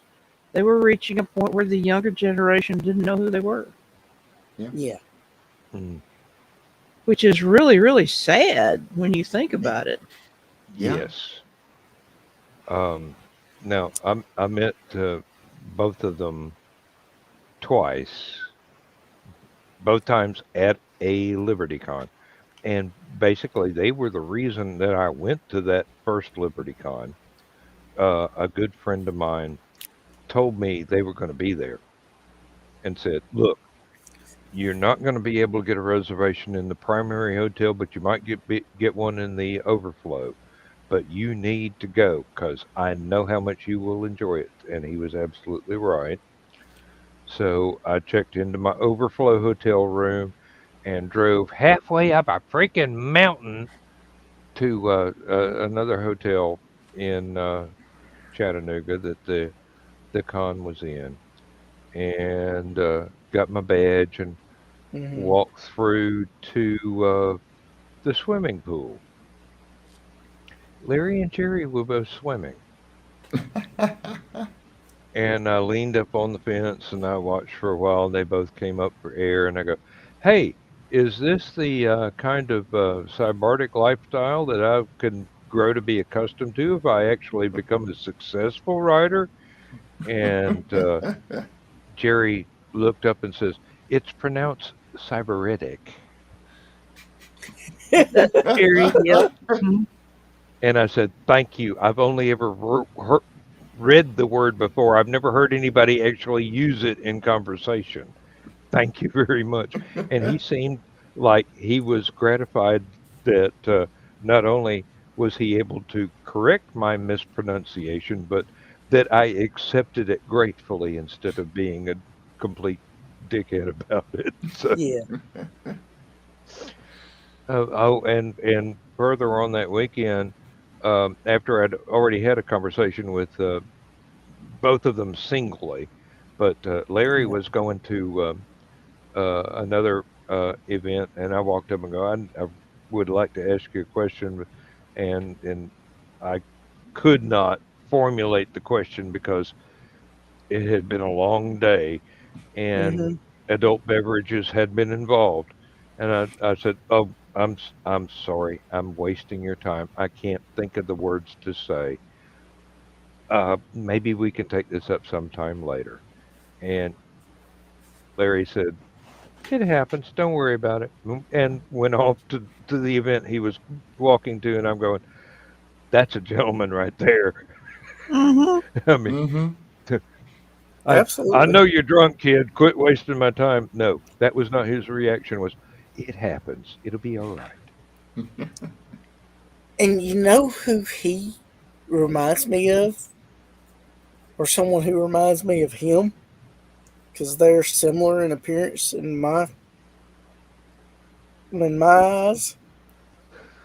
Him and Doctor Demento look surprisingly alike.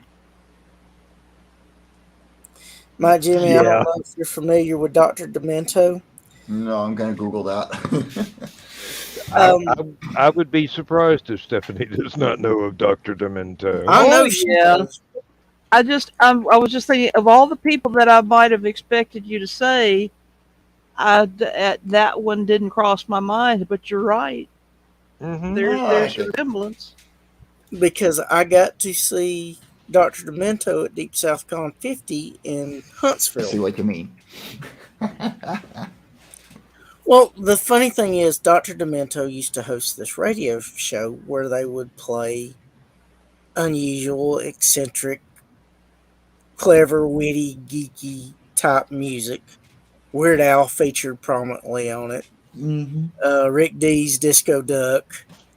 Uh, Oh my Napoleon god. the and then Napoleon the Third. They're coming to take me away. Ha ha. and and Fish Heads. Hmm. And I can't think of the bands, but Bill Mummy was in it. Yes, yes. Bill would probably know, and I Mike could message him, but he should be asleep this time of night. Yeah. Um, Yes, he's on my friends list. No, I'm pulling a Bill here. Um, I don't know as many people as Bill knows, but Yeah, the ones I do know are really neat people. yeah. Um, oh Lord, But he one went from radio broadcast and syndication to essentially doing a podcast nowadays. Hmm. But like I said, they have a similar appearance, uh, similar countenance. They're both easygoing. They're both polite, very courteous, very very approachable. intelligent, and articulate, speaking, well-spoken individuals. That's one thing that I liked about both Larry and Jerry. You could walk up and have a conversation with them, and they didn't know you from Adam, but they would treat you with respect because Mhm. you bothered Yeah, to initiate a decent conversation and not some wild yeah, ass bullshit, yeah. you know. And actually, I spoke with Larry earlier today on IRC chat. I've been a member of the Larry Niven mailing list for like 27 years. Yeah. Every first Saturday of a month, they get together and have a chat, and sometimes Larry shows up, and conversations ensue. Um,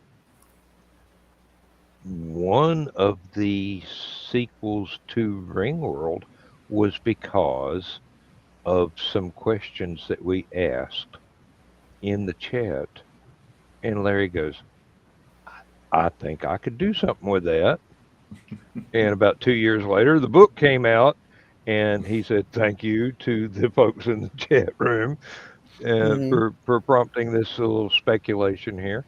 And well, I'm paraphrasing. I'm not sure exactly what he said, but Hmm. it, he did acknowledge the conversations in the IRC chat that prompted it. I have got I've got Larry and Jerry indirectly as uh, speaking characters in one of my novels, one that is at the publisher now, Cool. and I asked Larry's permission, not only to reference one of the books that he and Jerry co-wrote together, but to have them say a few words.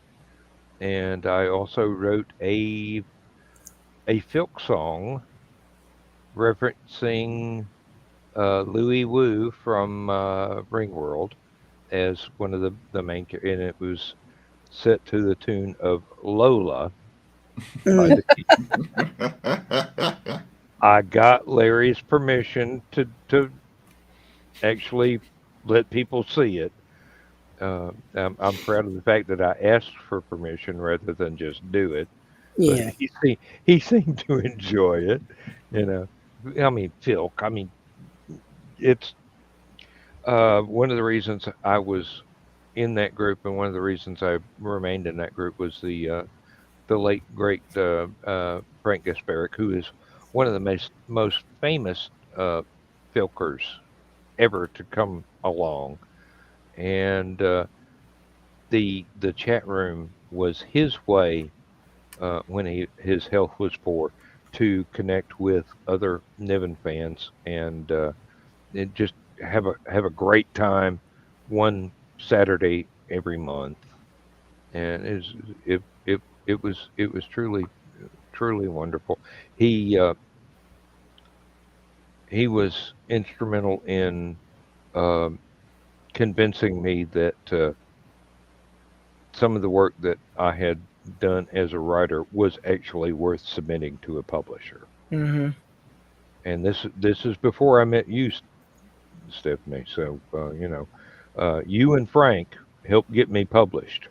Good. So I am infernally grateful, devilishly so. Um, Hmm. but the these accidental connections within fandom are not only allowing you to greater appreciate the work done by others whose books are on your bookshelves, but to network, for lack of a better word, in order to get your own, uh, albeit amateur at the time, efforts out there to where a larger audience can appreciate Yeah. the possibilities that you have to offer. And now I will never stop being grateful for all the things that people have been so nice to me and helped me achieve. And you know, one day, one day, there are wheels within wheels within wheels, but Stephanie is responsible for me turning out some of my finest writing that will never be published because it was my best, but it wasn't in the correct format.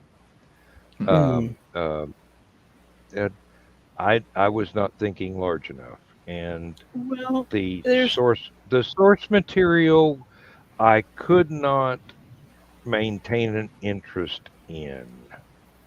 Hmm. Now, what Stephanie handed me was fabulous, but the background stuff I needed to know was by somebody else, not her,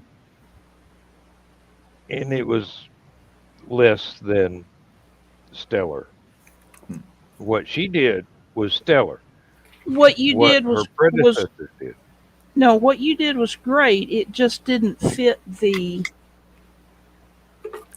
the mythos. ser- the series as established. Hmm.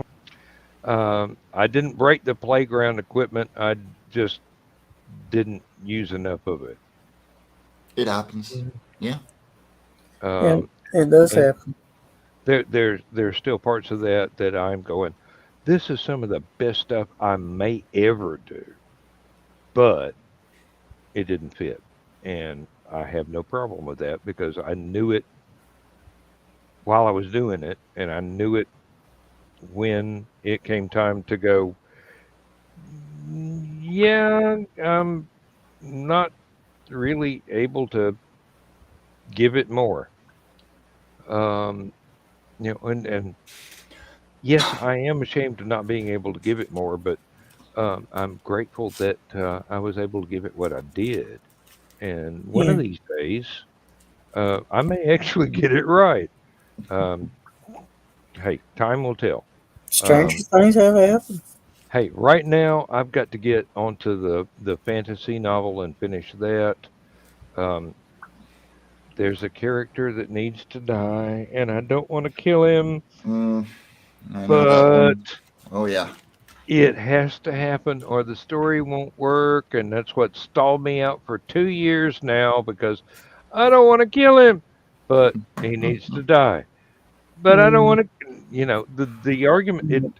I think every writer faces Oh these yeah. things when they get to a certain point where they realize that everything is not going to be um, sunshine and roses all the time. You've got Hmm. to introduce some tragedy in order Mm. to have the victory make an impact. Yes. And I really, really hate having to kill off characters, but um, it's one of those lessons that you have to learn in order to tell a certain kind of story. And if you like me have shied away from doing it, that story is not going to be as good Hmm. and as impactful. Oh God, I hate that word for the reader as it could be if you just hey, this has to happen. It's a narrative necessity. Um, these are the rules. Obey them. Hmm. Um, David Weber and a couple of other people that we have met through LibertyCon um, have harped on and on and on again about sometimes you have to kill off a character in order to make the reader feel. Yeah. But Yeah, and when, it's not a fun thing. no, it's not, because these are your darlings, and sometimes you have to kill your darlings. And this is one of the few instances where it's not referring to um, flowery prose. It's more, you've created this person, you've invested the reader's interest in this person. In order to And make your the own. plot work, this person has to die. Yep. You can make it a noble sacrifice, or you can make it a senseless, Murder or whatever. yeah, something, but it still has to impact the reader the same way. They have Yeah. to care. So if you don't do it, you're writing fluff. Hmm. Yeah. If you Well, do it I'm going to and have you do it well, to bow out because I am wore out. It has Yeah. been a oh very long time. yeah, it's we're running past the 2 hours, so and I want to thank all of you for being here and listening to me With pontificate. pleasure. Yeah, Um, I apologize for spoiling the party, but oh no, you didn't spoil the party. I didn't pay attention to the stopwatch, and I've got it sitting right there. Um, Yeah. well, I uh, enjoyed the conversation in the night. Yeah. It was a Likewise. lot of fun. I look forward to the next time. I hope all of y'all have a great Sunday and future week ahead. And until next time, I will see y'all then. good night, Go Chris. good, guys. Thank you for being here. Stay awesome, lovelies. I am not And far behind. oh, believe me, I am not far behind either because um, I've got household repair shopping to do Ah, tomorrow. Ah, I've got to go and get stuff to fix stuff that decayed before I knew it. ooh. So yeah. yeah, we've got things that um, the house was built in the '60s, and unfortunately, it wasn't torn down in the '70s like it deserved. Mm, It's a HUD housing and urban development. It was built out of scrap material oh, Mm. wow. in the '60s. It's now 2022, and the seams are coming apart. Yeah. So I've got to slap band-aids on stuff if I don't want to sell it and buy a new house somewhere. Right now, that's not a good thing to be doing, is trying to buy elsewhere. No, no, and believe me, if I was going to be buying elsewhere, we'd move to England and I'd buy a boat. Cheers to that. Yeah, but then I wouldn't get to see it at conventions. That is one of the things that is keeping me here. Not only my biological family is still going to be here, but all of my convention families, plural, are not going to be over there. And as much it is Lindsay's home turf, uh, I can't see pulling up stakes and crossing the pond. It's I can get fun. into that. It's Yeah. fun for a vacation, but you know the uh, the negatives outweigh the positives by several thousand%. Yeah. Yeah. So, Mike, thank you for for joining us. Always a Stephanie, thank pleasure. you for joining us. We're going to go ahead and tell the bedtime story as soon as I get to the brand thing. Oh, which is, yeah, okay.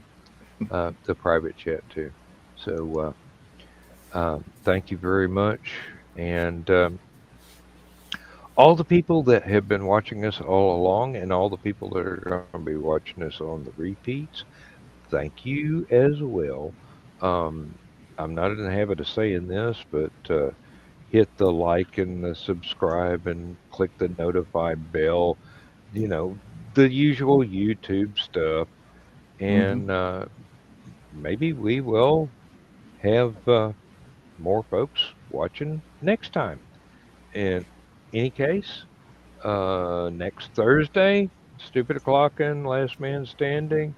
I should have a normal work week next week, and I don't have to work 12 hours. So, you know, but at the very least, next Saturday night, hey, I don't got to go anywhere on Sunday mornings. So, thank you very much. And thank you for making it a wonderful evening. And Transmission overload. System will shut down. System will shut down.